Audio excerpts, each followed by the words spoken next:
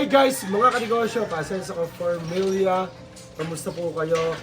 Guys, excited ako i-share. Guys, nakita naman ninyo, before ko nakasubaybay kayo, inalis na natin yung piggery natin sa farm natin. Pero tayo, hindi naman tumigil sa pagpapaalaga, nagpapaiwi tayo. So guys, dito, yan, Sir Harry, ano mo nga, dito, yan, mayroon tayong backyard pig farming dito sa ating kumpare, sa ating pag-alaga natin. Meron tayo dito guys na 6 lang na inahin. 6 na inahin. Pero guys, magdadagdag tayo dito. Yan, husin natin 10. So, alam nyo ba guys, sa panahon ngayon na bumaba na yung presyo ng baboy. Guys, dito, ang live weight ay 170 na lang.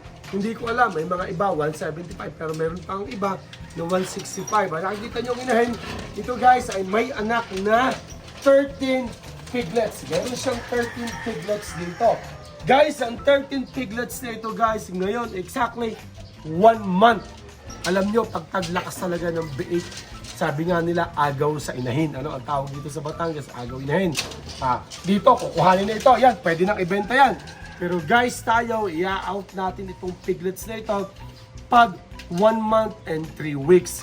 Yun normally, 1 month and 3 weeks or 2 months. Exactly. Alam nyo ba guys, ngayon, ang bentahan dito ng biik, guys, ay 6,000 to 6,500. Pero before, 2 months ago, nagbenta tayo, 7,000 pa nga ang benta natin. Napakaganda na kita ha. Para sa akin, sa panahon ngayon, sa mga gustong mag-start ng piggery or sa pig farming, para sa akin, mas maganda mag-start din tayo sa piglet production or yung mga inahing baboy. Kasi nga, alam nyo guys, ang fattening, bibilhin nyo guys ang biik ng 6,500 to 7,000. Pero ang problema, mababa ang kilo. So, napakagandang time para tayo ay mag-invest sa inahin. Kasi nga, ang inahin, pwede ka makabili ngayon ng medyo mura kasi nga, mura ngayon ang live weight. So guys, ito, guys, ulitin ko, ito guys ay 13 pieces. Guys, kung 13 pieces, imagine, ibenta natin ng 6,000 na lang. Ano? Doon na lang sa pinakamababang combination. Imagine, 6,000. Multiply by 6,000. Sorry ha. 13 pieces times 6,000. Imagine niyo guys, makakapagbenta ng 78,000. Ulitin ko, 78,000. Guys, ipagpalumagay na ito. Gumastos tayo sa inahin, yung pakain ng inahin ha. Guys, 78,000, ipalagay na. Ang biik kasi ito, kakain ng 2 sako na pakain sa biik. 1,400 times 2 ay 2,800. Then, palamagay na yung sumpit, guys, yung sumpit, yung pagpapakasta ay 1,200. So may 4,000 tayo. Guys, sabihin na natin itong inahin ay kakain ng 5 sako. Ang 5 sako is 1,200. Magkano lang yon? So, talagay ng 6,000. Pero, sabihin na natin ng mga vitamins, kung ano-ano pa, mga itinuturok natin, sabihin na lang natin na 8,000. Yan. Okay. Then, of course, babawiin natin yung kapital sa inahin. Let's say, may mga iba kasi siyempre binabawi yung inahin. Hindi naman talaga. Parang bubunutin. Yan, bubunutin yung inahin. Magkano nga pare? Binubunot natin? 4,000. Bunutin natin ng 4,000 ha. Kada anak ay 4,000. Guys, dapat yung isama sa computation guys ang kapital. Ano? Hindi yan po pwede anak ng anak. Ngayon, imagine niyo guys, 12,000 plus 8,000. Tama ba? 12,000 kanina. 12,000 plus 4,000 pala. Okay. 16,000. Magkano yung sabi ko kanina? Minus 78,000. So, 62,000. Ano? Depende pa yan. Pero more or less 62,000 nakikitain. Dito lang guys ha. Kaya kung iisipin nyo, 62,000 napakaganda kita. Next time, yung sunod natin vlog, yung talagang computation na talaga. Inahin, paano ba mag-start guys? Sa mga gusto mag-pig farming, explain ko sa inyo para magka-idea kayo. Imagine niyo ngayon ang tanong, gaano ba kalimit umanak ang baboy sa loob ng 1 taon? Base sa pag-aaral natin, sa ating experience, 2.5. 2 beses at kalahati. Imagine natin, tama ba yun sa 2 taon? Sa 2 taon, pwedeng umalaksan ng 5 beses. Para ilang beses niya, pagka nakastahan, ilang bago mga anak? 120, ilang days niya? 115. Guys, pag nakastahan yung baboy, 115. So guys, imagine niyo dito lang, pwede tayong kumita ng 62,000. Guys ha, meron pa tayo dito ng mga pasunod. Pare, anong edad ba rin? Ay, 7 days. 7 days, guys. 4 days. Guys, 4 days pa lang ito. Guys, itong 4 days ito, ilan ang anak mo pare? 4 days? Ay, 8. Guys, 8. Ilan sa kabila? 1 day. Pare, 8. Yan. Guys ha, 4 days and 7 days, 8 and 8. Yan, guys. So, 16 pieces. Dito, meron tayo naman 13. Medyo maganda-ganda yan. Pero ito, may mga paanakin pa tayong sunod. Guys ha, ito oh. May paanakin pa tayong sunod. And then yun, malapit na rin guys na ilipat dito. So guys, kung halimbawa lang naman, ito ay i-out natin after 3 weeks at talagang tayo ay may budget. Yung 13 heads na yun, hindi na natin ibebenta. Ang gagawin natin, ililipat lang natin dito sa mga fattening na yan, sa kulungan yan.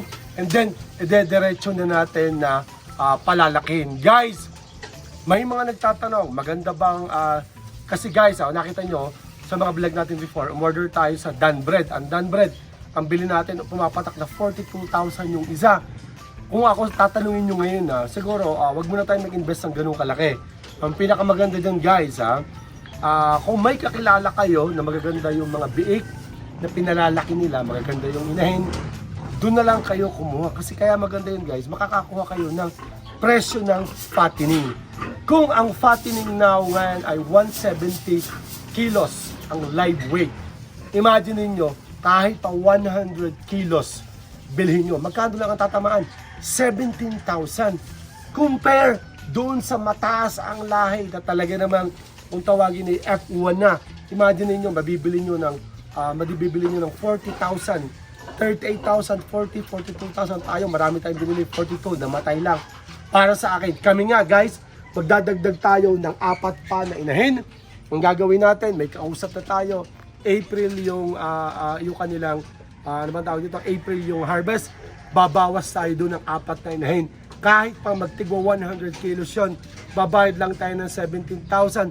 Halos triple nga, kung isipin nyo, kung bibili kayo ng mamahalin or 2 kalahati. Pero para sa akin, wag muna tayo mag-invest sa ganung kalaki. So guys, pwede kong sabihin, maganda ang kita sa piglet production. Naalala ko pa doon, nasa mga 120 siguro yung ating inahinon, more than pa. Pero banda-banda ron, nung isang araw pala nag-share tayo, 6 years ago, may pambenta tayong bake na 100 heads. Yun guys ay before Bulkanan. Nung after ng Vulcan talaga, nirenovate na natin yung ating building, ginawa na natin siyang rabbit tree, and then naging goat farming na nga. And then ngayon nga, nagbi-breed tayo ng mga game fowl. So guys, again, ulitin ko, yan yung 3 inahin natin guys 3 inahin, may anak. Isang 13, isang 8, and then ito, paanakin na rin. Pare, kailan ang anak pang sangto? March 19. Guys, imagine niyo March 19, anak na siya. So, sana ito, makapagbigay kahit 15 na healthy piglets. Pare yung isang yon, matagal pa, mga ilang buwan pa yon. Ano yan, mga katapusan ng Mga katapusan ng March. So, guys, maganda, may kita sa piglet production, lalong-lalo na siguro, kung gusto nyo, pag yung mga piglets, kayo na rin yung magpalaki. Ano? So, guys, nag-share lang tayo. And mag-update tayo more than sa isang araw, pupunta ulit tayo dito.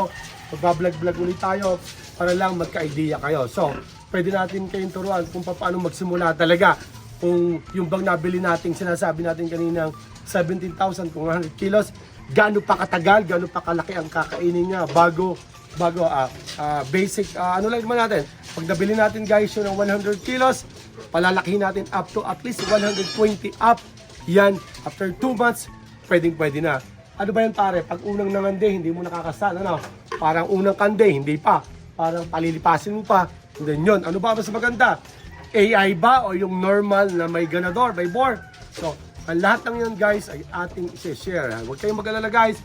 Ngayon magiging active na ulit tayo. Mag-share tayo ng mga business ideas, especially sa mga pig farming, sa mga poultry guys. Yung side na yun 45 days, hindi naman actually 45 days yun. Ay 35 to 40, pwede nang mabenta. So yun lang guys, pinare-renovate natin, pinare-repair na natin yan. Kasi plano natin talaga na dagdagan na ito guys. Yan. Pagdadagdag na tayo dito. Yan guys. Guys, yung mga nakikita nyo, mga ganador din yan. Magagaling na ganador ang mga yan. Ayun, iba't iba rin ang kinakastahan ng mga yan guys. Ano? So, hindi nyo lang makikita ang mukha. Yan. Guys, ito, para mga anong date na ito, mga Ayan March 30. March 30. March 30 guys, ito ay aanak na rin. So ito, later on, ililipat na. So guys, yun lang, nag-share lang tayo. At yun nga guys, excited lang ako na i-share na napakagaganda. Hopefully, yung 30 na yan ay diretso natin mapalaki. Para mag-i-invest ulit tayo dito sa pig farming. So yun lang guys, mga kanegosyo, kasi sa Farmilla, kung hindi pa kayo nakaka-subscribe, please subscribe, like, comment, and share. Kita-kits po tayo sa sunod na video. Kung mayroon kayong request na gusto nyo malaman sa pagbababuyan, message lang kayo, pag-aaralan natin, then i-share natin sa inyo. God bless po. Bye-bye po.